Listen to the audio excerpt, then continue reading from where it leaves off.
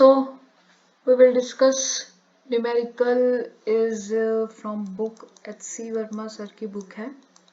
Okay और chapter आपका है इलेक्ट्रिक फील्ड एंड पोटेंशियल से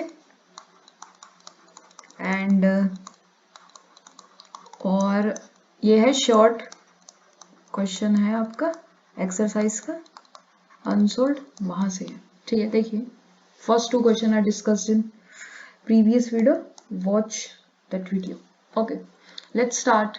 Consider two particles A and B of equal charges placed at some distance. So suppose this is a particle A and this is particle B placed are at some distance. Let's suppose distance is R.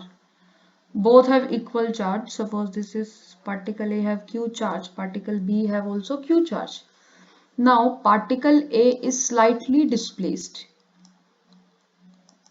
Particle A is slightly displaced.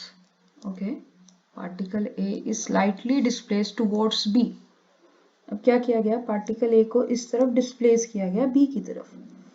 Suppose particle A will come here and B will remain at this position.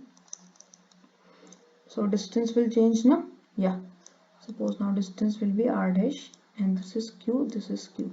Now question is, does the force on B increases as soon as particle A is displaced?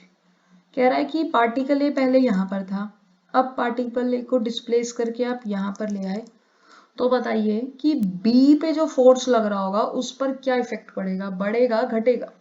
देखिए अगर मैं इस situation पे देखूं, first situation में force क्या होगा B पर, फोर्स बी पर कौन लगाएगा, ए लगाएगा. के क्यू क्यू डिवाइड बाय में डिस्टेंस का स्क्वायर. करेक्ट. अगर इक्वल चार्जेस बोलने हैं, ठीक है, let's suppose it's a repulsive force, तो इस तरफ लगेगा.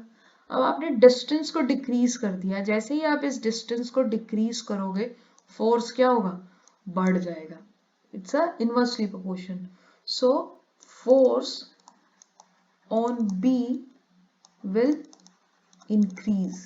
Yes, force on B will increase. So first का तो आंसर हो गया. Yes, force on B will increase. Got it? Yeah. Next question is, does the force on particle A increases as soon as it is displaced? कह रहा है कि क्या A पर भी फोर्स बढ़ेगा जैसे A डिस्प्लेस हुआ है. अभी तो हमने फोर्स ऑन B बताया, कह रहा फोर्स ऑन ए बताओ. सेकंड केस में ही फोर्स ऑन ए बताओ कि ए को ही डिस्प्लेस करने पर क्या ए पर फर्क आएगा.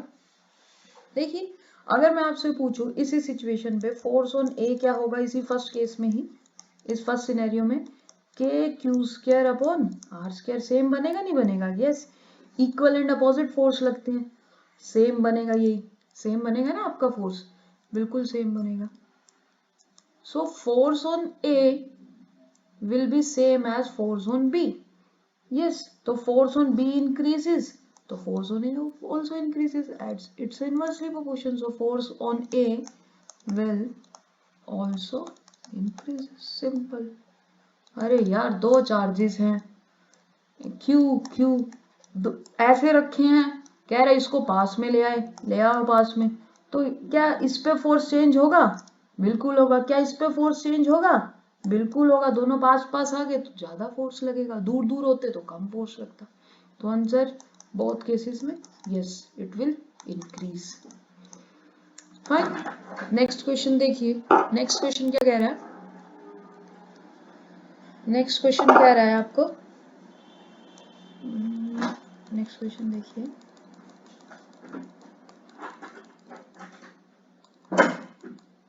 नेक्स्ट क्वेश्चन क्या रहा है, क्या ना, gravitational field be added vectorly to an electric field to get a total field. is saying अगर आपको टोटल फील्ड निकालनी है, क्या आप ग्रेविटेशनल फील्ड को और इट्स अ इलेक्ट्रिक फील्ड, क्या आप इनको ऐड करके टोटल फील्ड निकाल सकते हो? इज दिस इक्वेशन करेक्ट और नॉट? सोचो, लग तो ठीक रही है। हाँ, फोर्स होता है, जैसे नेट फोर्स निकालते हो तो आप क्या करते हो, फोर्स में फोर्स को ऐड करते हो तो नेट फोर्स आ जाता है, जैसे F1 प्लस F2 वेक्टर करते हो। करेक्ट बात है।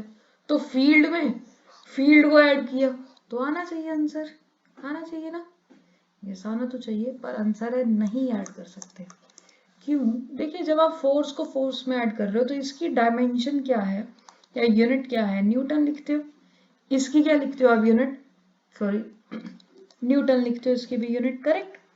तो आपने सेम यूनिट वाली क्वांटिटी को ऐड किया और एक नई क्वांटिटी जो मिली उसकी भी यूनिट न्यूटन है। फाइन, यस, बात तो ठीक है आपकी, दोनों की यूनिट न्यूटन मिली। अब जैसे मैं कहूं कि लेंथ में लेंथ को ऐड कर सकते हो, करेक्ट ना? आप लेंथ के अंदर और लेंथ को ऐड कर सकते हो तो नई लेंथ निकल के आएगी, करेक्ट ना? L1 और L2 में ऐड करोगे नई लेंथ निकल। एरिया में अगर मैं कहूँ वॉल्यूम ऐड करो, नहीं कर सकते एरिया में वॉल्यूम ऐड आप। सेम, पर फील्ड में फील्ड कर सकते हो, नहीं कर सकते। क्यों? यहाँ पर लेंथ की भी मीटर, लेंथ की भी मीटर, ये भी metre, metre square metre cube नहीं ऐड हो सकता। फील्ड देखिए, अगर मैं ग्रेविटेशनल फील्ड की बात करूं तो आप लिखते हो force per unit mass, class 11th में ये पढ़ा हुआ है आपने, फोर्स पर यूनिट मास। तो फोर्स की क्या, न्यूटन, सो आई राइट सिंपल n, और मास है ये, मास की क्या, kg। तो ग्रेविटेशनल फील्ड की यूनिट है न्यूटन पर kg। अगर मैं इलेक्ट्रिक फील्ड पूछूं तो फोर्स पर यूनिट चार्ज लिखते हो, फोर्स की न्यूटन पर कूलम। तो एक तरफ तो है न्यूटन पर कूलम, एक तरफ है न्यूटन पर केजी। क्या आप इनको ऐड कर सकते हो, इन यूनिट्स को आपस में? नहीं ऐड कर सकते हो, सॉरी। यहां पर न्यूटन पर कूलम, आप इसको ऐड नहीं कर सकते हो, न्यूटन पर कूलम और न्यूटन पर केजी को। तो आप टोटल फील्ड नहीं निकाल सकते हो। लग रहा है फील्ड में फील्ड ऐड कर दोगे, जैसे फोर्स में फोर्स ऐड कर देते हैं, but here gravitational field has unit of Newton per kg and electric field has a unit of Newton per coulomb. Short and simple, answer is no. Perfect. Yeah, see you in next video with some other question. तब तक ध्यान रखिए। Okay, correct.